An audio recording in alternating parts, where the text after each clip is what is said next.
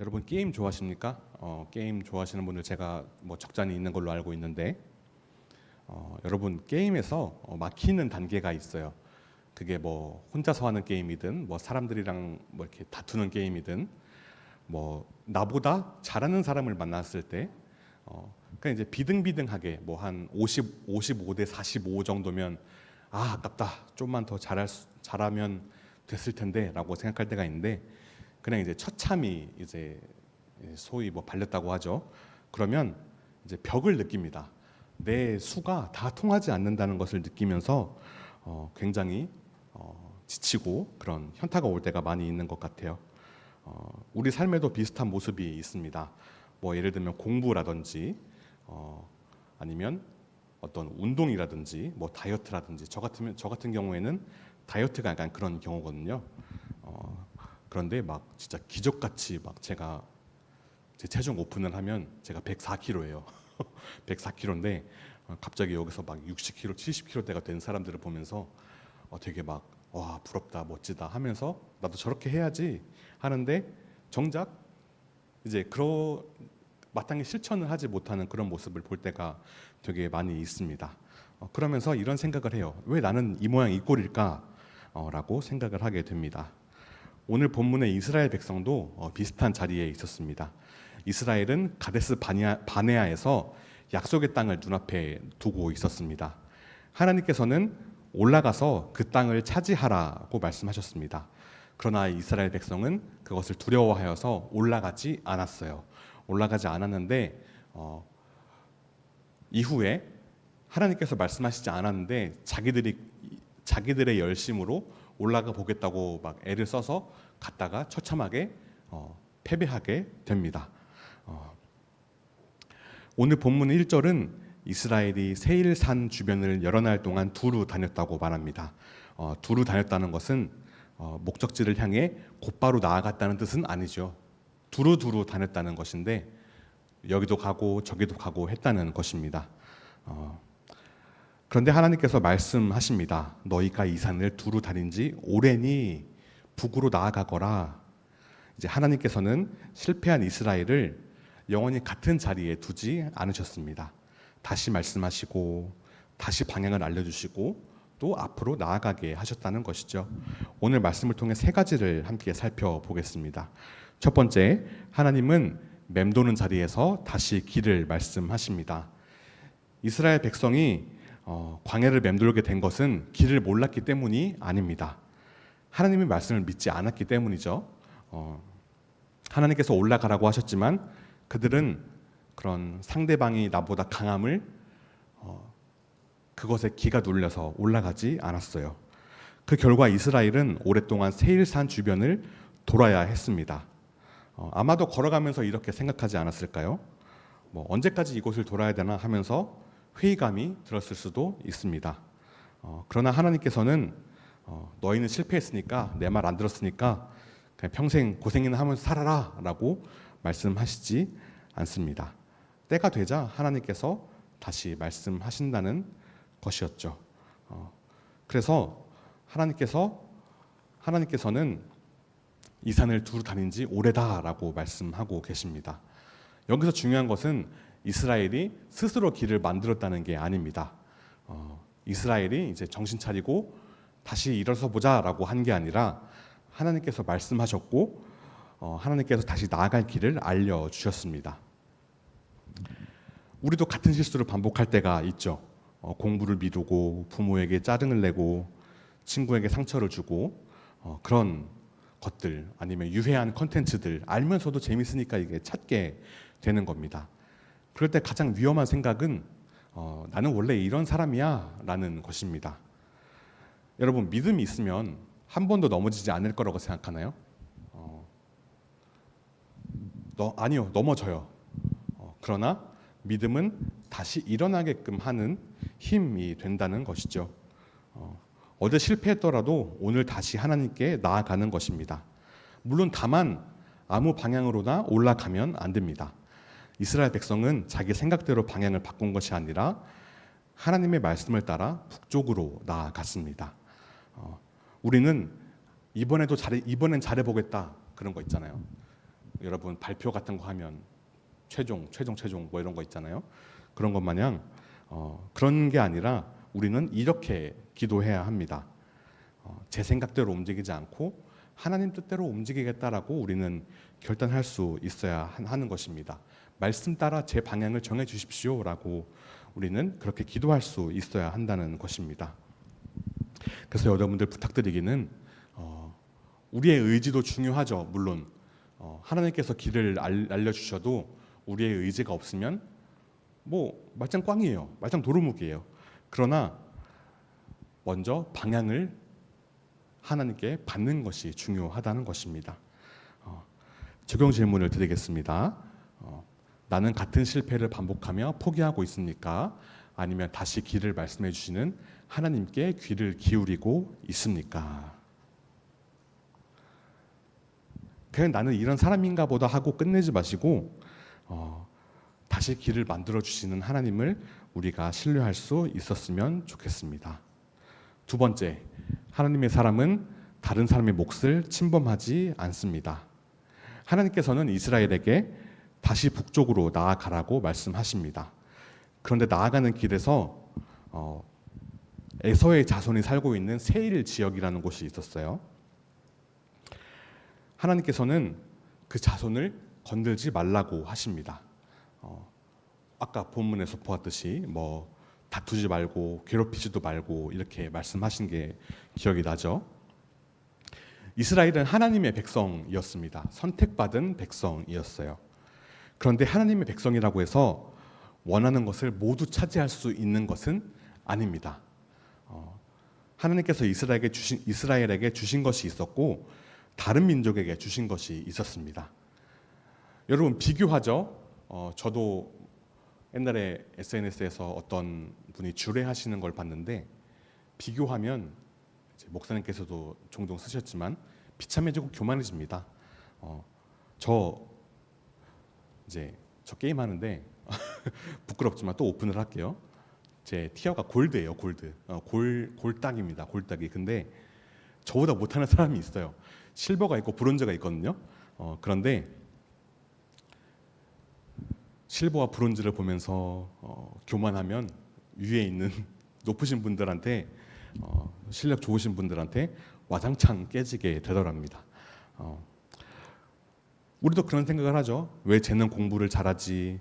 쟤는 왜 친구가 많지? 비교가 계속되면 감사가 사라지게 되거든요. 다른 사람의 장점이 보기 싫어지고 그 친구를 깎아내리고 싶어집니다. 그래도 나 정도면 평타 이상은 치는 사람이지라고 생각하면 우리가 교만에 빠지고 또 나는 정말 평타도 못하는 사람이구나라고 생각하면 그냥 비참해지는 거예요. 그러나 하나님께서 각 사람에게 다른 모습과 은사의 길을 주셨습니다. 제가 완벽한 인간은 없어요. 이게 뭐 죄인이어서 완벽한 인간이 없다라고 그런 차원으로 얘기를 하는 게 아니라 여러분들 장점이 다 있죠. 제가 다 알지 못하지만 그런데 여러분들 다 단점도 있어요. 제가 여러분들 저격하고 비하하는 게 아니라 여러분들 다 단점이 있고 장점이 있다는 것입니다. 저도 단점이 있어요. 뭐 어떤 그런 것들이 있을 수 있는데 뭐 예를 들면 저는 제 단점은 뭐라고 해야 될까? 조금 소심한 거 그런 게 있고 조금 이제 막 그런 뭐 건강도 그렇게 좋지가 않고 부끄러움도 많이 타고 그런 사람입니다. 그러니까 솔직히 말하면 사회성도 조금 떨어지기도 하고요. 어쨌든 하나님께서는 각 사람에게 주신 것이 다 다릅니다. 운동 선수들 되게 얘기가 나오는 것 중에 뭐냐 하면 편견일 수도 있겠지만 운동 선수 중에 특히 논란이 될 만한 말을 많이 하시는 분들이 되게 많아요. 우리나라 엘리트 체육의 조금 안 좋은 점인데 그 사람들은 수업 시간에 운동을 하니까 여러분들 국영수 하는 이유가 뭐예요? 대학 잘 가려고? 아니죠. 마찬가지로 이스라엘이 에서에게 준 그러니까 다른 민족에게 준 땅을 빼앗지 않고 지나가야 했던 것처럼 우리도 다른 사람의 몫을 존중해야 합니다. 여러분들 하나님의 이름을 말한다고 해서 모든 게 다 정당화되지는 않거든요. 이해가 되십니까? 저 이제 실제로 그런 사람이 종종 있는데 어떤 특히 형제들 좋아하는 자매에게 내가 하나님께 기도해봤는데 하나님이 너랑 만나래라고 하는 사람을 제가 실제로 주변에서 보고 들은 적이 있습니다. 여러분 이거 하나님이 말씀하신 게 맞습니까? 아니라는 것이죠. 그리고 뭐 교회를 위해서 그랬다, 모두를 위해서 그랬다. 아니요. 교회는 어떤 물론 대부분 다수결이지만 교회는 그런 다수가 아닌 소수도 우리가 볼 수 있어야 하는 곳입니다. 그리스도인이라면 더더욱 그래야 하는 것이죠. 하나님의 이름, 하나님의 뜻을 위한다는 이유로 다른 사람을 밀어내고 상처 주고 질서를 무너뜨리면 그것은 하나님께서 기뻐하시지 않는다는 것입니다. 여러분들 야곱 기억하시죠? 야곱이 한 어떻게 표현하면 될까? 양아치짓이 하나 있어요. 기억나십니까? 형의 장자권을 빼앗은 것입니다. 그리고 그의 어머니도 이렇게 표현하면 그런데 한통속이었죠. 그런 것처럼 야곱은 장자권을 갖고 싶어 했어요. 첫째 아들의 축복을 받고 싶어 했어요. 그런데 물론 그 마음 자체는 귀하죠. 그런데 그 행동은 잘못되었다는 것입니다. 저는 축복기도 새치기 하는 사람까지 봤습니다. 어쨌든 예수님을 따르는 사람은 모든 것을 차지하려고 하는 사람이 아닙니다. 내게 주신 것을 감사히 받고 하나님께서 다른 사람에게 주신 것을 존중할 줄 아는 사람입니다. 뭐 예를 들어서 우리 민수가 예체능 쪽으로 재능이 있으니까 저는 예체능 쪽으로 조금 떨어지거든요. 그러면 제가 민수에게 없는 것을 막 이렇게 막 뭐라고 해야 될까? 좀 착취하려고 갑자기 막 너 이거 해, 저거 해, 이때 이거 해, 뭐 갑자기 막 특송해 이러면서 막 하면 제가 나쁜 사람인 거죠. 물론 부탁할 수 있겠지만 동기가 잘못된 거면 애초에 하면 안 되는 것입니다. 뭐 그렇기 때문에 우리가 각자 가진 것을 감사히 받고 우리가 누릴 수 있어야 한다는 것이죠. 비교하면 한도 끝도 없어집니다. 예수님을 따르는 사람은 우리가 이미 받은 것을 갖고 감사하는 것입니다. 물론 할 수 있는 능력 안에서 우리가 개발하고 이렇게 능력치를 늘려 나가는 것은 좋은데 아무리 노력을 해도 되지 않는 게 있어요. 그럼 그거는 냉정하게 우리가 받아들이고 내려놓을 수 있어야 한다는 것입니다. 하나님께서 다른 사람에게 주신 것을 존중할 수 있어야 해요. 적용 질문을 드리겠습니다. 나는 다른 친구에게 주신 은사와 자리를 기회를 질투하며 그것까지 내 것으로 만들려고 하지는 않습니까? 뭐 예를 들어서 제가 민수 계속 얘기해서 미안해. 제가 뭐 민수에게 민수 노래 한번 해봐 한 다음에 녹음해서 그거를 막 음원으로 만들어서 팔아요. 됩니까? 안 되는 것이죠. 마지막 세 번째, 하나님은 광야에서도 우리와 함께 하십니다.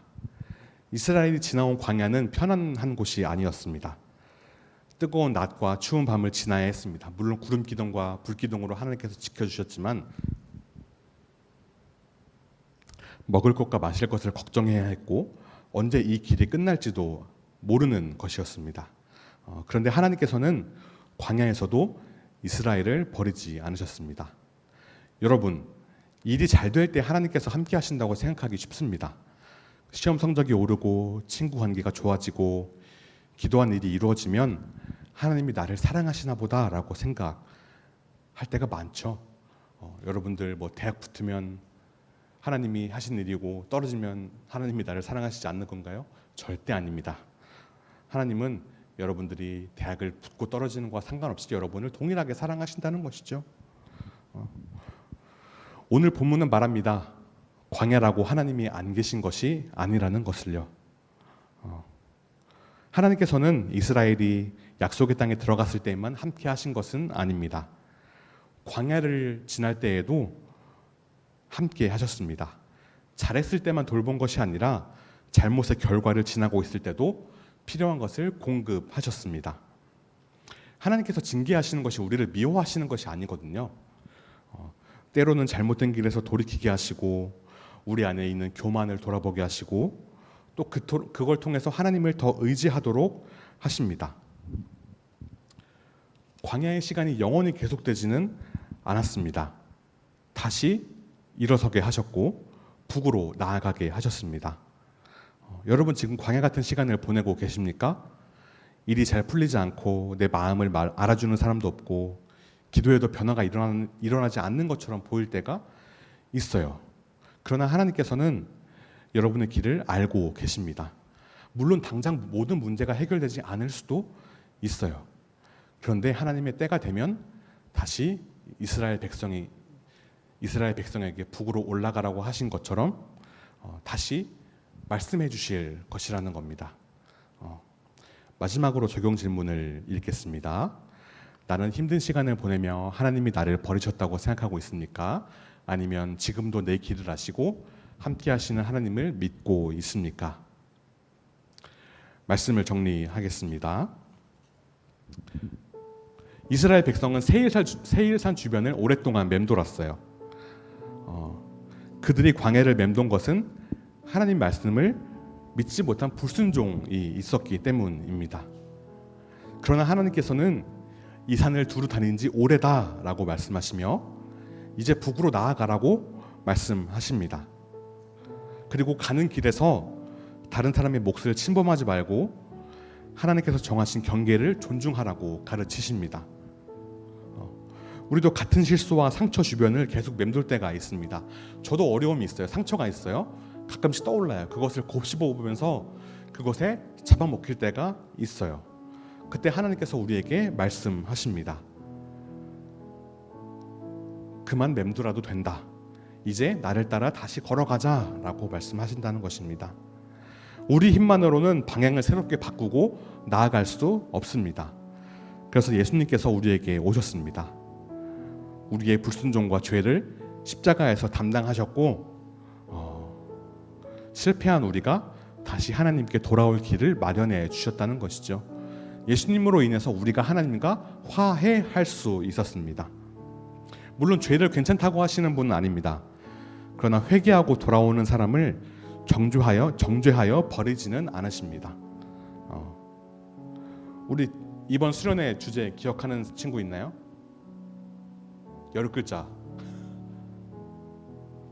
뭐 다 알고 있으리라 생각합니다. 아무든지 나를 따라오려거든 자기를 부인하고 날마다 제 십자가를 지고 나를 따를 것이니라. 수련회에서 하나님을 만나는 것은 끝이 아닙니다. 뭐 그런 거 있겠죠. 수련회가 끝나고 집에 돌아가면 뭐 저도 어제 그랬는데 평소보다 더 찬양이 듣고 싶어지고 약간 그런 마음이 있더라고요. 물론 그런 마음 귀하죠.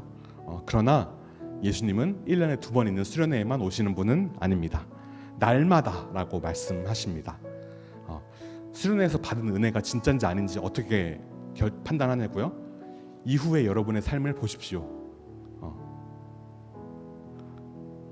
이번 한 주 동안 3가지를 기억했으면 좋겠습니다. 같은 자리를 맴돌지 말고 말씀을 따라 다시 하나님께서 주시는 방향을 따라가시길 바랍니다. 이스라엘 백성에게도 하나님께서 경계를 제한하신 것처럼 내게 주신 것에 감사할 수 있기를 바랍니다. 광야 같은 시간을 지나고 있어도 하나님께서 나를 버리지 않으신다는 것을 믿으시길 바랍니다.